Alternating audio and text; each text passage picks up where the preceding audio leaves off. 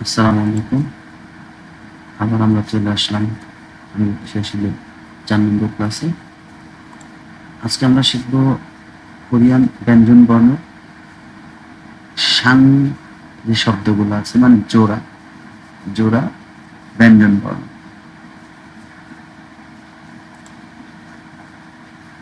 আগের মতো বেসিক কি কি শিখবো একটু দেখে নিই। চলুন আমরা শুরু করি যুক্ত ব্যঞ্জন বর্ণ, যে 5টি। কোরিয়ান ভাষার আমরা আগে মৌলিক স্বরবর্ণ শিখেছি, যুক্ত স্বরবর্ণ শিখেছি, মৌলিক ব্যঞ্জন বর্ণ শিখেছি। আজকে 5টি যে যুক্ত ব্যঞ্জন বর্ণ আছে সেগুলো আমরা শিখে নিই। আমি এখানে উদাহরণ সহ কিছু উচ্চারণ আপনাদের জন্য দিয়ে রেখেছি, উচ্চারণ করতে সহজ হয়। দেখুন, এখানে আমরা আগে শিখেছি এসেছি কি গিয়ক।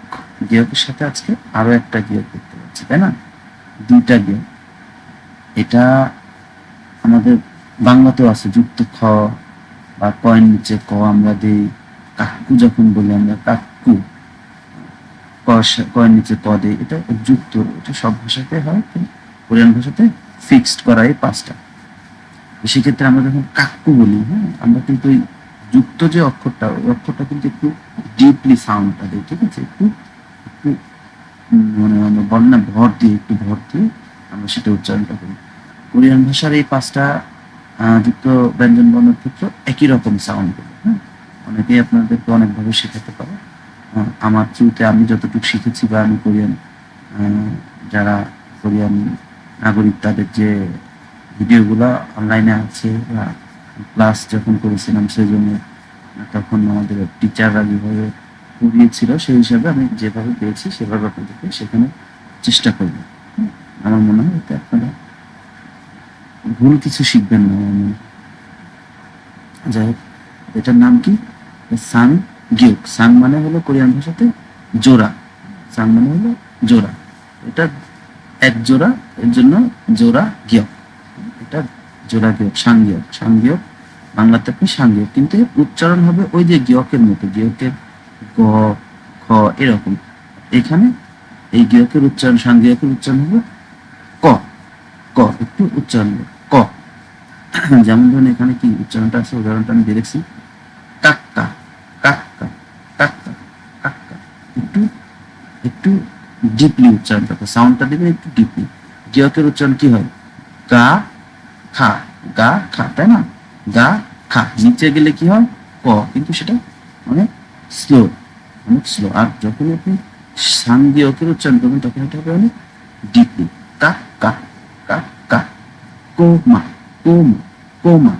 কাক্কা। কাক্কা মানে হলো এটা কোরিয়ানরা বাচ্চাদেরকে স্ন্যাক্স অফার করে। কাক্কা নগরে একটু স্ন্যাক্স খাও।